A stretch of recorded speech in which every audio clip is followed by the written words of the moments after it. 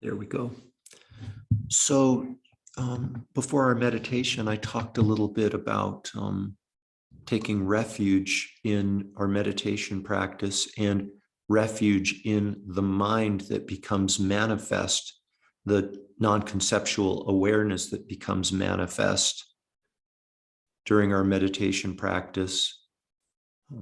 When we start to give ourselves permission to take refuge in that blissful state of consciousness, we'll get to a point where we feel there's nothing better.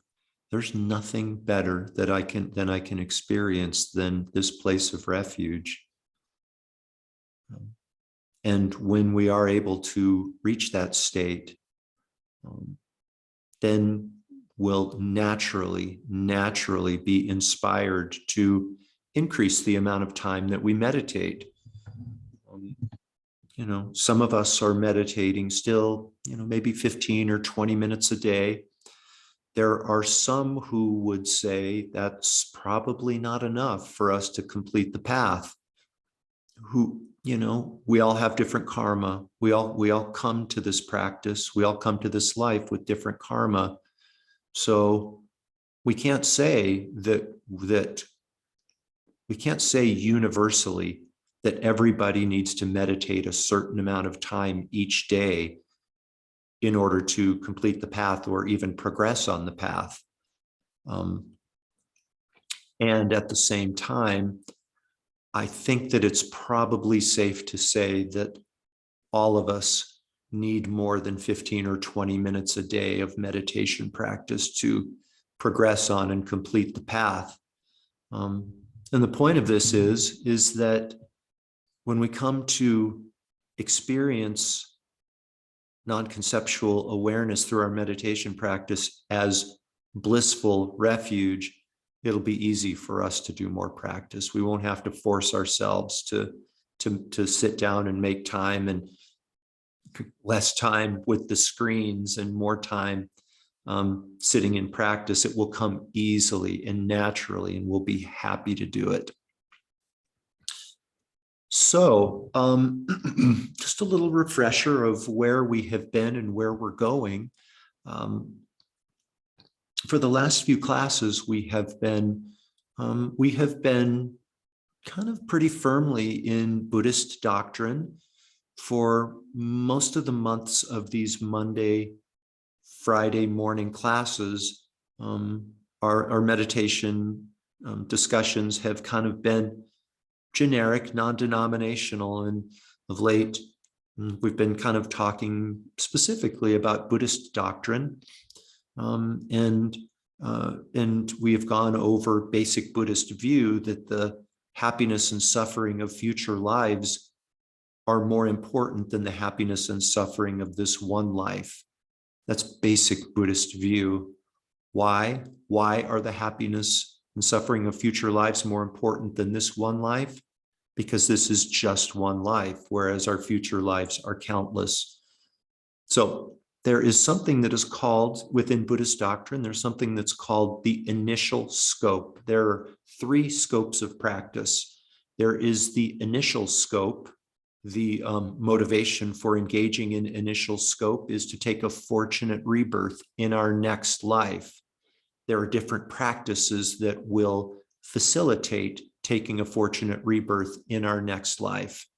There's something that is called the intermediate scope, which aspires to never take a lower rebirth again.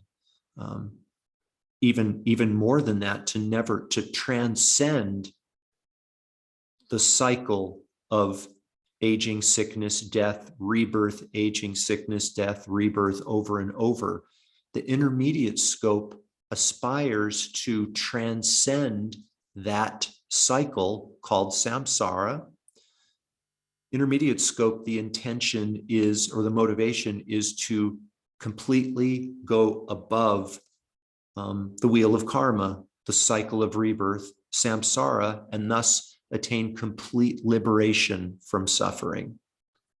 That's the intermediate scope. The great scope is to attain full enlightenment. for the benefit of others. Not attaining complete enlightenment for the sake of attaining complete enlightenment, but it's attaining complete enlightenment because that's the best way for us to really benefit all of the other beings in our world, in this world that we share. Now, some of you might say, well, that's all fine and good, but I'm not even really sure I know what being enlightened means.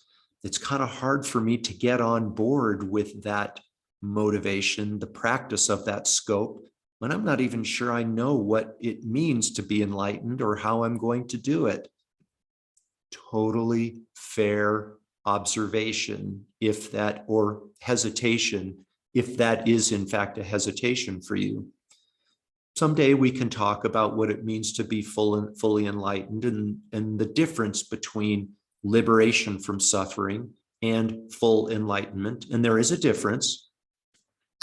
For now, if we're kind of hung up on that, how about just making your great scope practice an intention to become a better person for the sake of those around you, your loved ones, maybe even for the benefit of strangers in your life, maybe even someday for the benefit of enemies, for the benefit of everyone, human and non-human.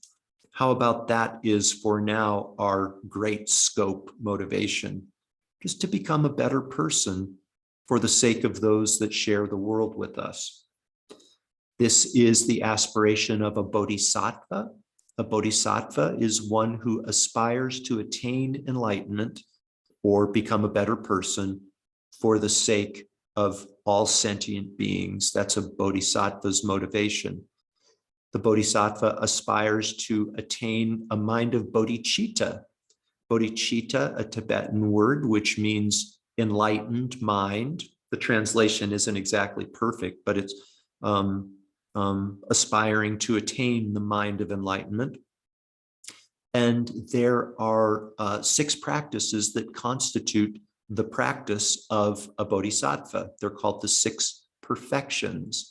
The 6 perfections, and I've written them out here now, and I'm going to in the chat bar, and I just sent them to you.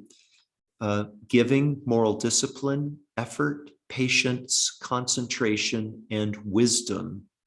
Those are the 6 perfections, and I would invite you to commit those 6 perfections, and we'll learn what those practices are over the next few weeks. I would invite you to commit the 6 perfections to memory. And the way that the 6 perfections are typically presented are they don't say this very often, but it's kind of been my experience. They are listed in order of easiest to practice to kind of the most difficult to practice and realize. So giving is the first one that we're going to talk about as we start to go into the 6 perfections, again, also known as the 6 paramitas. And your homework assignment over the course of the weekend, should you choose to accept it, is to think about giving. Think about different ways that you give now, ways that you can give in the future, what you might give, and to whom you would give. Just kind of contemplate all things giving. Please don't necessarily engage in giving. All of this is about developing a mind of giving, a mind of generosity, and moving away from a mind of miserliness, really. So for us right now, and probably, yes, for us right now, as well as for the rest of our Dharma practice, for the rest of our life, it is the mind of giving, the mental intention and aspiration to perfect our practice of giving that is important, because that will drive our actual physical act of giving and make it more meaningful. So It's the intention behind the giving that matters rather than the actual act of giving, because the intention will inform what we give when we actually offer something to someone else or others. So there it is, 9:01. You guys, I'm going to be out of town on Monday. I'm going to be camping. So no class on Monday morning. We will have Medicine Buddha meditation tomorrow. Have a great day and a great weekend.